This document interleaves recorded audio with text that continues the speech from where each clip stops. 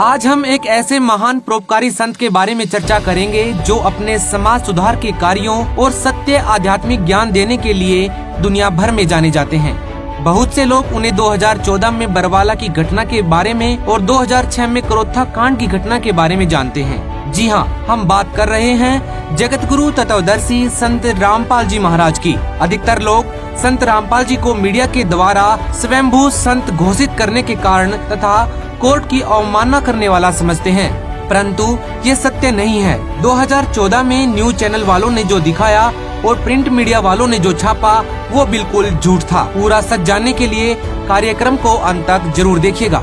आइए जानते हैं कि कौन है संत रामपाल जी महाराज, जिनसे आध्यात्मिक ज्ञान चर्चा करने के ख्याल मात्र से सभी धर्म गुरुओं के हाथ पैर कांपने लगते हैं। आखिर संत रामपाल जी महाराज जी को जेल क्यों जाना पड़ा? चलिए इन तमाम पहलुओं पर विस्तार से चर्चा करते हैं। सबसे पहले संत रामपाल जी का जीवन परिचय जानते हैं। दोस्तों, संत रामपाल जी महाराज सतलोक आश्रम बरवाला, जिला हिसार, हरियाणा के संचालक हैं, जो पवित्र शास्त्रों के अनुसार कबीर भगवान का सच्चा आध्यात्मिक ज्ञान प्रदान कर रहे हैं।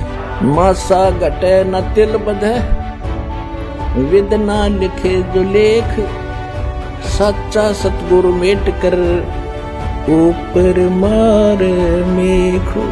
उनका जन्म 8 सितंबर 1951 को भारत के हरियाणा राज्य के सोनीपत जिले के गोहाना तहसील के धनाना नामक छोटे से गांव में एक किसान परिवार में हुआ।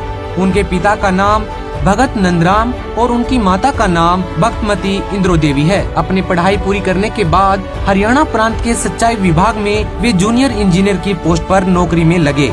संत रामपाल जी महाराज बचपन से ही ईश्वर प्रेमी थे। संत रामपाल जी महाराज श्री कृष्ण जी को अपने इष्ट देव के रूप में मानकर उनकी पूजा किया करते थे।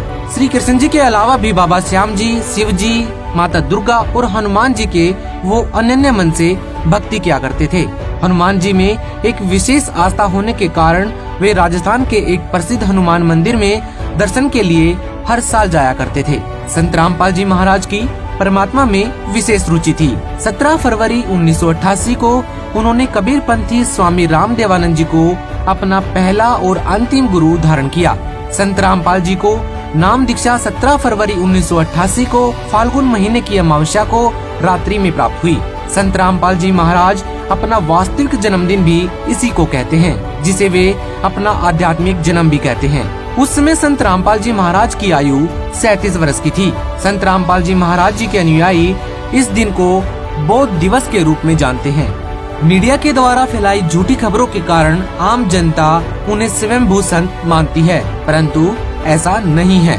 सन 1993 में स्वामी रामदेवानंद जी महाराज ने संत रामपाल जी को सत्संग करने की आज्ञा दी तथा सन 1994 में नामदान करने की आज्ञा प्रदान की। स्वामी रामदेवानंद जी ने वर्ष 1994 में उन्हें अपना उत्तराधिकारी यह कहते हुए चुना था कि इस पूरी दुनिया में आपके जैसा कोई दूसरा संत नहीं होगा। ये सारा विवरण प्रसिद्ध फ्रेंच भविष्यवक्ता श्री नोस्ट्रेडमस जी की भविष्यवाणी से पूर्ण रूप से मेल खाता है, जो पृष्ठ संख्या 44-45 पर लिखी है।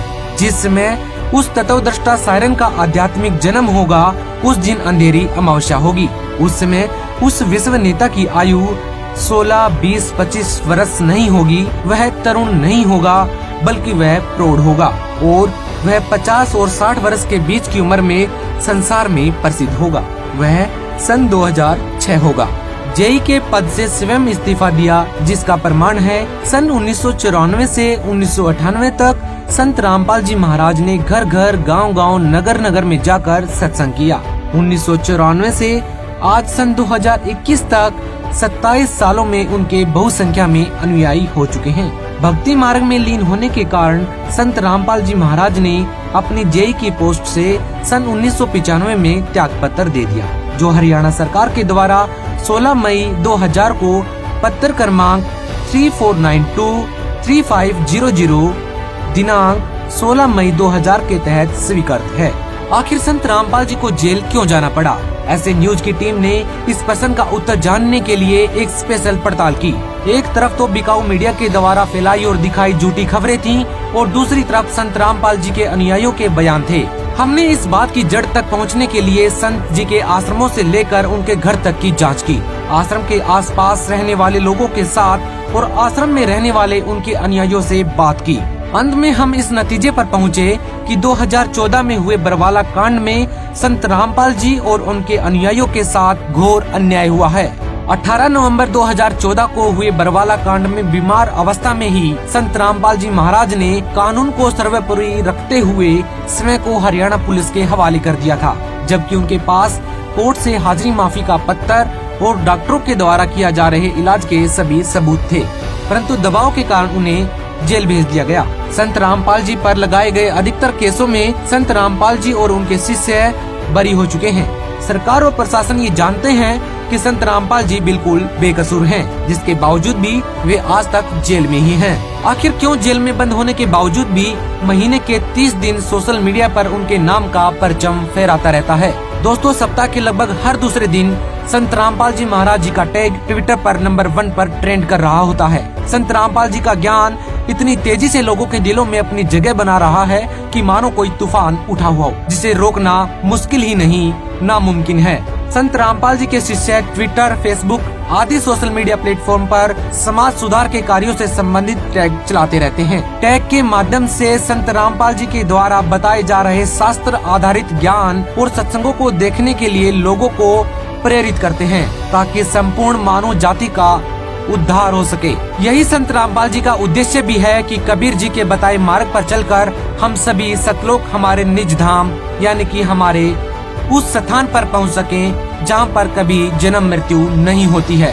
टॉप ट्रेंड इसलिए करते हैं क्योंकि लोग उन्हें बेहद पसंद करते हैं। उनके टैग्स जैसे कि #stop killing animals, #stop dowry system, #stop consuming intoxicants, #boycott Bollywood आदि सामाजिक बुराइयों पर एक कड़ा प्रहार करते हैं। संत रामपाल जी समाज सुधार के अनेकों कार्य कर रहे हैं। रिश्वत, मांसाहार, नशा, चोरी, बलात्कार, मिलावट, अश्लीलता, नाच गाना, दहेज प्रथा के खिलाफ भी संत रामपाल जी के टैग्स खूब ट्रेंड करते हैं, क्योंकि सभी लोग इन बुराइयों के खिलाफ एकजुट सोच और आवाज करके इन बुराइयों को समाज से सदा के लिए मिटा सकते हैं। सतगुरु रामपाल जी महाराज धर्म के नाम पर चल रहे गोरख धंधे को उजागर करके पाखंडियों का खुलेआम पर्दाफाश करते हैं। धर्म ग्रंथों के यथार्थ ज्ञान के आधार पर प्रमाण देकर नकली गुरुओं की पोल खोलकर पाखंडवाद का सफाया करते हैं। इसके अलावा व्यवस्था में व्याप्त भ्रष्टाचार को भी सार्वजनिक करके उसकी जड़ों को उखाड़कर फेंकने का कठिन कार्य भी संत रामपाल जी महाराज ने किया है। नशाखोरी, दहेज प्रथा जैसी कई सामाजिक कुरीतियों को बंद करने के लिए भी कई महत्वपूर्ण कदम उठाए हैं। रक्तदान, अन्नदान और देहदान आदि परमार्थ के कार्य करने के लिए लाखों लोगों को प्रेरित किया गया है। आज संत रामपाल जी महाराज जी के सानिध्य में सैकड़ों जगहों पर निशुल्क रक्तदान शिविर और देहदान शिविरों का आयोजन किया जाता है। संत रामपाल जी के आश्रमों में 24 घंटे निशुल्क भंडारा भी चलता रहता है।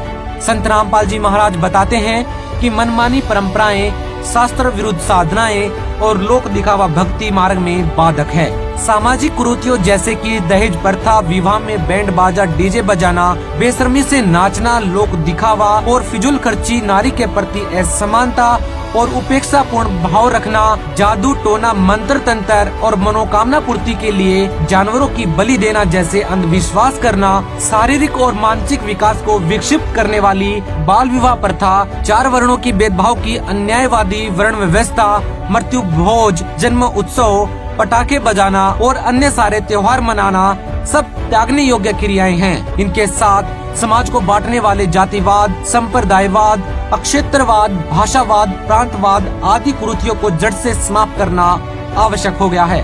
संत रामपाल जी के द्वारा दी गई शिक्षाओं से उनके भक्त सभी कुरीतियों से पूरी तरह से दूर हो चुके हैं और लोगों को भी इन बुराइयों को छोड़ने के लिए प्रेरित करते हैं। यही कारण है कि संत रामपाल जी महाराज के जेल में होने के बावजूद लाखों लोग उनसे नाम दीक्षा ले रहे हैं, क्योंकि उनका सत्ज्ञान ऐसा है जिसे समझ में आ जाता है, फिर वह बुराइयों से कोसों दूर हो जाता है। समाचार पत्रों और टीवी चैनल्स पर अक्सर संत रामपाल जी महाराज जी के आशीर्वाद से 17 मिनट में दहेज रहित विवाह, जिसे रमेनी विवाह भी कहते हैं, के संपन्न होने की खबरें चर्चा में रहती हैं।